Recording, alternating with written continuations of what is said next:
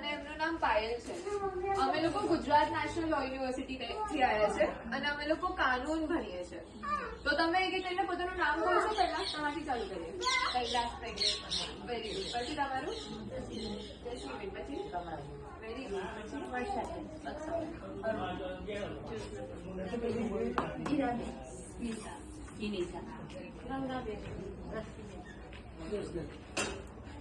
તમારું નામ? અને તમારું નામ? તમે તો એવું વિચાર્યું નતું કે અને તમારું નામ? તારાબેન. અમે તો એવું વિચાર્યું નતું કે 15 લોકો હશે અહીંયા, પણ હવે થઈ ગયા. તો હવે તારી વગાડો. 15 લોકો આવી ગયા. ચલો થઈ ગયા. તો હવે અમે લોકો કાનૂની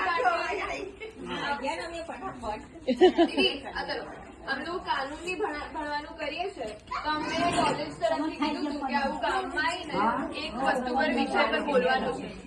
તો એ વિષય કાફી ગંભીર છે. તો એનું નામ છે ઘરેલું હિંસા.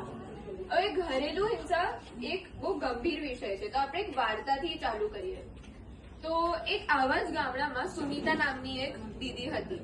એમના નવા લગ્ન થયા હતા. હવે પહેલા તો બધું સારું ચાલતું હતું, પણ પછી લગ્નના અમુક વર્ષો બીત્યા એટલે પછી પતિ ગાળો બોલવા લાગ્યા. પછી પૈસા નહીં આપવાના, અહીંયા નહીં જવાનું, ત્યાં નહીં જવાનું, મારપીટ કરવા લાગ્યા. હવે આર્થિક વ્યવસ્થા, આર્થિક મદદ મળી ત્યાંથી અને કોઈ ડરવાની જરૂર નથી આ બધી વસ્તુથી. તો અગર અહીંયા આપણા જ ગામમાં અહીંયા એવું કશું થતું હોય તો એવી બીવાની જરૂરત નથી કોઈથી. તમે ગવર્મેન્ટની હેલ્પ લઈ શકો છો અને એ તમને આર્થિક પણ મદદ કરશે. આગળ વધતા આપણે જાણીએ કયા ઘરેલું હિંસાના કયા પ્રકાર હોય. તો એક શારીરિક હિંસા હોય. પહેલી હિંસા કઈ હોય? શારીરિક હિંસા. બોલો. શારીરિક હિંસા. તેમાં શું હોય? માર મારવું, થપ્પડ મારવું, લાત મારી, ધક્કા મારવા, પછી સળગાઈ દેવું, ગળું દબાવવું, એ બધું શું આવે? શારીરિક હિંસામાં આવે. પછી મૌખિક અને ભાવનાત્મક હિંસા આવે. તેમાં શું હોય? અપમાન કરવું, માનહાનિ. તારા સાસરી વાળા તો આવા છે, તારા તો એવા છે, તને તો કશું નથી આવડતું, એ બધે અપમાન કરવું. એને શું કહેવાય? મૌખિક હિંસા. બોલજો બધા. મૌખિક હિંસા. ધમકીઓ આપવી, એવું બધું. ત્રીજું સામાજિક દુર્વ્યવહાર. હવે પિયર પરિવારથી અલગ પાડવું કે તારે આ ઘરમાં નહીં જવાનું. કહેવાય લૈંગિક હિંસા. અને આર્થિક દુર્વ્યવહાર. આર્થિક દુર્વ્યવહાર એટલે પૈસા નહીં આપવાના. આ પૈસો મારો છે, હું તને જેટલો આપીશ તારે જરૂરિયાત કરતા ઓછો આપીશ, એને કહેવાય આર્થિક દુર્વ્યવહાર. હવે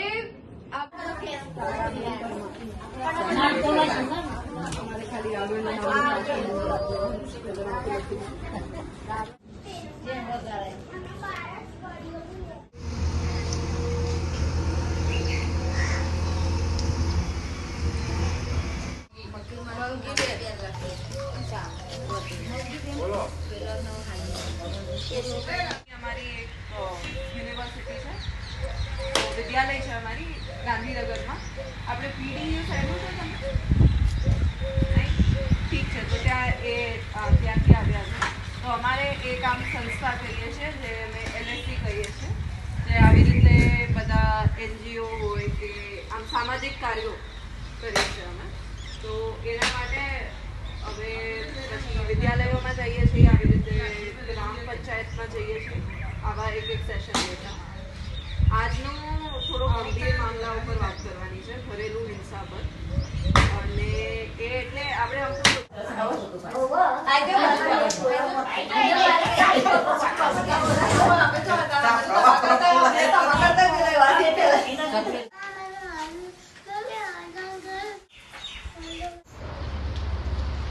મારું નામ પાયલ છે અને આપણે Gujarat national law university Gandhinagar છે ને, અહીંયા ત્યાંથી આવી છું. એટલે અમારે કાનૂનની વિદ્યાલય છે અને એની અંદર એક કમિટી છે જે આવી રીતે કોઈ પણ આપણે કાનૂનના કે સામાજિક તત્વો ઉપર આવી રીતે અમે સ્કૂલમાં જઈએ છીએ, ગામડામાં જઈએ છીએ, આવી રીતે વાતો કરીએ છીએ આના ઉપર. તો આજનો થોડો ગંભીર વિષય છે, એ છે ઘરેલું હિંસા પર. તો અમારે કેવી રીતે આવ્યું કે અમારે કોઈને પણ કાનૂનની મદદ પણ જોતી હોય ને, તો એના પણ અમે કિસ્સાઓ લઈએ છીએ. તો એ કિસ્સાઓમાંથી એક સુનિતા બેનનો કિસ્સો હતો કે એમને પહેલા લગ્ન થયા પછી 2-3 મહિના સુધી તો કઈ વાંધો હતો નહીં એવો, પણ ધીરે ધીરે પછી અપશબ્દો બોલવાના ચાલુ કર્યા, પછી વાસણો ફેંકવાના, કેવી રીતે કાંઈ પણ નાની નાની વાત પર ગુસ્સો કરવાનો, એવી રીતે ચાલુ થયું ને પછી મારપીટ સુધી પહોંચી ગયું હતું. એમને કીધું હવે આમાંથી નીકળવું કેવી રીતે મારે, તો એવી રીતે એમને આંગણવાડીના બેન ને આશાના કાર્યકર્તાઓ હોય છે ઘણી જગ્યાએ, આ તો પછી ગ્રામ પંચાયતના જે સભ્યો હોય છે બેનો, એમને મદદ લીધી અને પછી ધીરે ધીરે પોલીસમાં ગયા અને પોલીસ પછીથી અમારી પાસે આવ્યું અને એવી રીતે તો અમે કીધું કે હવે બધા ગામડામાં જઈને વાતો કરવી જોઈએ, કારણ કે હજી હું ગઈકાલે જે ગામડામાં ગઈ હતી ત્યાં જ નીકળું કે દારૂનું એટલું વેચાણ છે કે હર ઘરે આવું બધું થાય છે, એટલે એમને કીધું કે એનું કંઈક કરી શકતા હોય તો હવે અમે પાછા જઈને એનું કંઈક કરશું એવી રીતે. તો હવે આપણને એમ લાગે કે મારપીટ પડવી એ જ ઘરેલું હિંસા છે, એવું નથી. તમારા ઉપર અપશબ્દો બોલવા કે વાણીથી કોઈને હેરાન કરવા એ ઘરેલું હિંસામાં આવે. માર પડવો કે એ પણ એક વળામાં આર્થિક કે હું મારા પૈસા કમાઉં છું તો મારા જ પૈસા છે, કોઈ બીજાને આપવાના નહીં. અને એવું નહીં કે કંઈક આપણે નવી ખરીદી છે કે એના માટે પૈસા નથી આપતા, કે રોજ રોજનું જે ખાવાનું જોતું હોય, પીવાનું જોતું હોય, દવાઓ જોતી હોય એના માટે પૈસા ના મળવા.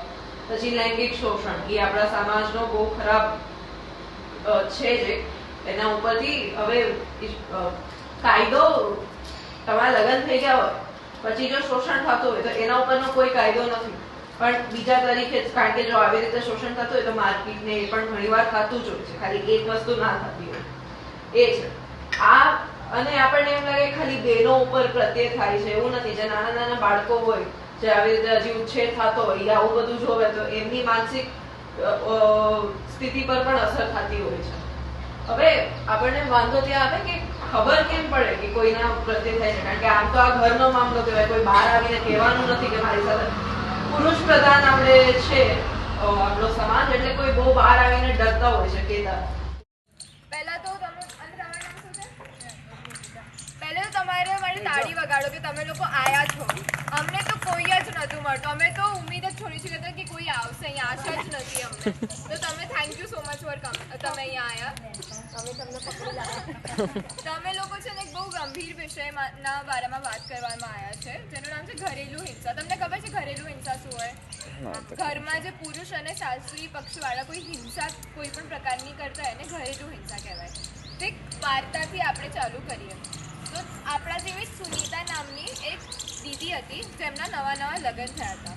પહેલા તો બધું ઠીક હતું, અહીંયા જો બધા પહેલા તો બધું ઠીક હતું, પણ થોડા સમય પછી પતિ જતા પૈસા નતા આપતા, મારતા હતા, સાસરી પક્ષવાળા પણ મારતા હતા, બહુ જીવાનું મુશ્કેલ કરી દીધું હતું.